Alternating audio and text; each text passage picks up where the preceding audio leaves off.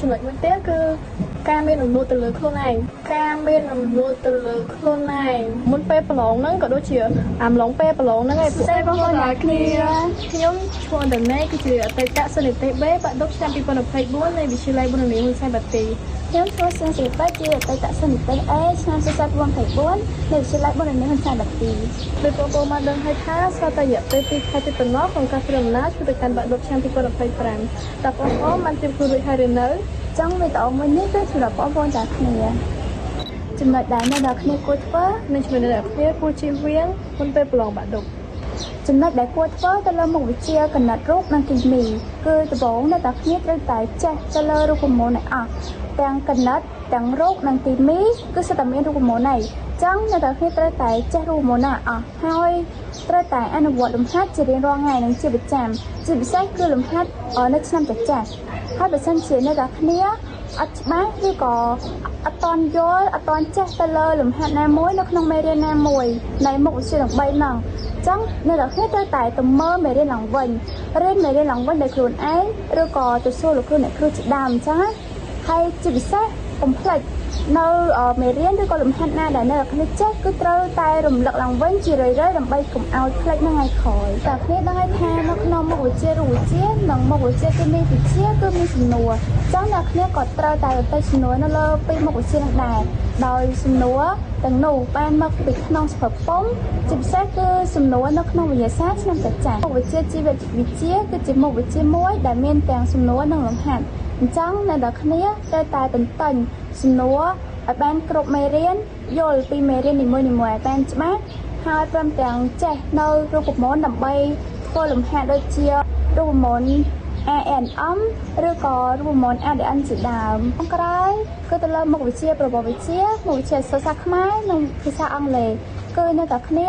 គួរតែទៅមើលវិញ្ញាសាឆ្នាំចាស់ៗឲ្យបានច្រើននិងមើលអត្រាកំណែទៅលើវិទ្យាសាស្ត្រឆ្នាំចាស់ៗហ្នឹងឲ្យបានច្រើនតាមដែលអាចធ្វើទៅបានចំណុចដែលបងប្អូនគួរជៀសវាងទៅលើមុខវិជ្ជាប្រវត្តិវិទ្យាវិញនោះគឺការមើលរំលឹកសំណួរជាធម្មតាមុនពេលប្រឡងសល់ពេលមុនប្រឡងយើងតែងតែមើលសំណួររំលឹកតាមវិទ្យាសាស្ត្រឆ្នាំចាស់ៗដោយសារតែនៅក្នុងឆ្នាំ2023ហ្នឹងមានសំណួរនយោបាយនៃបង្រួបបង្រួមជាតិតែដែលគិតថាចេញឆ្នាំហ្នឹងហើយឆ្នាំក្រោយអត់ចេញដដែលទៀតទេអញ្ចឹងក៏បងអត់បានមើលតែចៃដន្យអីនៅក្នុងឆ្នាំ2024ហ្នឹងចេញមកមែនដែលជាហេតុធ្វើឲ្យបងហ្នឹងអត់ចេះសំណួរហ្នឹងបងគួរជឿពីមួយទៀតនោះគឺចំណុចដែលអាងនិងចាំសិនចំណុចហ្នឹងគឺទៅលើមុខវិជ្ជាភាសាខ្មែរក៏ដូចជាជីវវិទ្យាគឺបងតែងតែ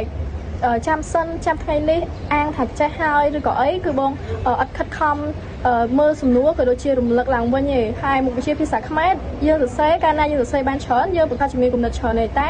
សម្រាប់បងមុនពេលប្រឡងបងសរសេរបានត្រឹមតែមួយប្រធានឯងអញ្ចឹងទៅធ្វើឲ្យក្នុងពេលប្រឡងហ្នឹងបងអត់អាចសរសេរបានច្រើនហើយក៏អត់មានគំនិតច្រើនដែរធ្វើឲ្យមុខវិជ្ជាភាសាខ្មែរបានត្រឹមតែនិតិសេ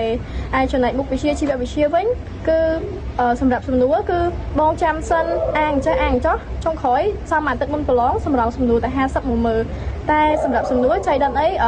គឺចេញមកត្រូវតែចំណែកលំហាត់វិញបងអត់ដែលបានអនុវត្តទេអញ្ចឹងទើបធ្វើឲ្យពេលប្រឡងហ្នឹងបងភាំងនៅលំហាត់ហ្នឹងធ្វើឲ្យបានល្អហើយនិទេសក៏ចេញមកបានល្អដូចគ្នាដែរអញ្ចឹងមិនដឹងពីចំណុចដែលគួរធ្វើនិងចំណុចដែលមិនគួរធ្វើកំឡុងពេលប្រឡងចំណុចដែលអ្នកទាំងគ្នាគួរធ្វើទី1នោះគឺនៅពេលដែលអនុរិយចែកกระดาษព្រៀងមកភ្លាមនៅពេលដែលអនុរិយចែកกระดาษមកហ្នឹងយើងគួរតែសួរបញ្ជាអនុរិយថាតើกระดาษព្រៀងហ្នឹងយើងអាចសរសេរបានឬក៏អត់បើសិនជាអនុរិយឲ្យយើងសរសេរបានអញ្ចឹងយើងគួរតែសរសេរមកទាំងចំណុចដែលយើងចេះនិងជាពិសេសចំណុចដែលយើងចេះអត់ច្បាស់ឬក៏ឆាប់ធ្វើទៅវិញហ្នឹងគ្រប់មុខវិជ្ជាតែម្ដងដោយសារតែពេលខ្លះយើងភ័យពេកអញ្ចឹងបើយើងប្រឡងហ្នឹងយើងគិតនៅចំណុចនោះអត់ចាញ់ចំណុចទី2នោះគឺអ្នកនរគ្នាគួរតែចែកពេលវេលាក្នុងការធ្វើលំហាត់ឬក៏ធ្វើសំណួរបងឧទាហរណ៍ទៅលើមុខវិជ្ជាប្រវត្តិវិទ្យាដែលមុខវិជ្ជាប្រវត្តិវិទ្យាទាំងអស់មាន5សំណួរហើយរយៈពេលមាន60នាទីអញ្ចឹងមួយសំណួរយើងអាចធ្វើ15នាទីតែបើសិនជាសំណួរហ្នឹងយើងធ្វើហើយមុន15នាទីយើងយកនាទីហ្នឹងទៅជំនួសសំណួរដែលវែងឬក៏សំណួរដែលយើងត្រូវការគិតអីអញ្ចឹងធ្វើអញ្ចឹងអាចធ្វើឲ្យយើងនឹងអាចកំណត់ពេលវេលាគ្រប់គ្រាន់ពេលវេលាក្នុងពេលប្រឡងនៅទី3នៅពេលដែលបងប្អូនអ្នកគ្នាបានកណ្ដាស់វិញ្ញាសាប្រឡងមកដាក់ដៃអញ្ចឹងបងប្អូនអ្នកគ្នាគួរតែអានសំណួរឬក៏លំហាត់តាំងពីលើដល់ក្រោមឲ្យចាប់អស់សិនមកហើយអ្នកទាំងគ្នាចាប់ផ្ដើមធ្វើសំណួរឬលំហាត់ណាដែលអ្នកទាំងគ្នាចេះច្បាស់ជាមុនសិនសូមទៅធ្វើលំហាត់ឬក៏សំណួរខាងក្រោមទៀត រីឯចំណុចអ្នកទាំងអស់គ្នាគួរជៀសវាងកំឡុងពេលប្រឡងវិញគឺសម្រាប់จุดទី1គឺការសប្បាយអស់នៅពេលអ្នកទាំងអស់គ្នាឃើញប្រធានលំហាត់ជាធម្មតាកាលណាយើងបានប្រធានលំហាត់មកយើងអានវាអញ្ចឹងយើងស្រាប់តែយើងឃើញប្រធានលំហាត់ហ្នឹងយើងចេះយើងសប្បាយអស់យើងអត់បានគិតអីយើងដឹងតែសប្បាយធ្វើយកទាំងធ្វើប្រហែលក៏មានហើយពេលខ្លះលំហាត់ខ្លះយើងធ្វើឥឡូវតែអារម្មណ៍យើងសប្បាយព្រោះយើងផ្លាត់ផ្លេចរូបមន្តឬក៏ចំណុចណាមួយវាអត់ធ្វើឲ្យយើងល្អប្រសើរអញ្ចឹងពេលអ្នកទាំងអស់គ្នាឃើញលំហាត់នឹងចេះក្តីមិនសូវច្បាស់ក្តីអ្នកទាំងអស់គ្នាត្រូវតែចង់អារម្មណ៍ធ្វើមួយគឺក្នុងពេលវេលាបានល្អព្រោះបើសិនជាអ្នកទាំងអស់គ្នាសប្បាយផ្លេចអ្នកទាំងអស់គ្នាផ្លាត់ហើយធ្វើឲ្យអ្នកទាំងអស់គ្នាខាត់បងពេលវេលាក្នុងការប្រឡងតែធ្វើអ្នកទាំងអស់គ្នានឹងអត់អាចទទួលបានអ្វីដែលអ្នកគ្នាចង់បានទេក្នុងថ្ងៃទី1ការប្រឡងបាក់ឌុបយើងម្នាក់ទៅប្រឡងនៅក្នុងថ្ងៃទី1គឺភ័យឯព្រោះអីវាជាអារម្មណ៍ថ្មីសម្រាប់យើងក្នុងការចូលប្រឡងអញ្ចឹងយើងតែភ័យយើងធ្វើអត់បានល្អទេតែមនុស្សភ័យបេះដូងលូតញាប់ដៃញ័រអញ្ចឹងយើងសរសេរអីក៏អត់បានល្អហើយជាភាសាមេរៀនដែលយើងចេះតែយើងភ័យគឺភ្លេចអស់ហើយអញ្ចឹងដល់ពេលប្រឡងទៅនឹកសរសេរក៏អត់ឃើញភាំងអារម្មណ៍ភ័យចុងក្រោយលទ្ធផលចប់សម្រាប់ចំណុចទី2ដែលអ្នកគ្នាគួរជៀសវាងវិញគឺជៀសវាងទៅលើការភ័យជាធម្មតាលើការប្រឡងមិនថាយើងប្រឡងនៅសាលាប្រឡងនៅណាទេឲ្យតែជាការប្រឡងយើងទាំងអស់គ្នាតែងតែភ័យតែអ្នកទាំងអស់គ្នាគួរតែជៀសវាងការភ័យហ្នឹងមិនថាយើងអត់ភ័យសុទ្ធឬក៏មិនទេការភ័យវាតែងតែមានតែអ្នកទាំងអស់គ្នាគួរជៀសវាងក៏ដូចជាតាំងអារម្មណ៍អ្នកទាំងអស់គ្នាឡើងវិញព្រោះអីការភ័យហ្នឹងវាធ្វើឲ្យ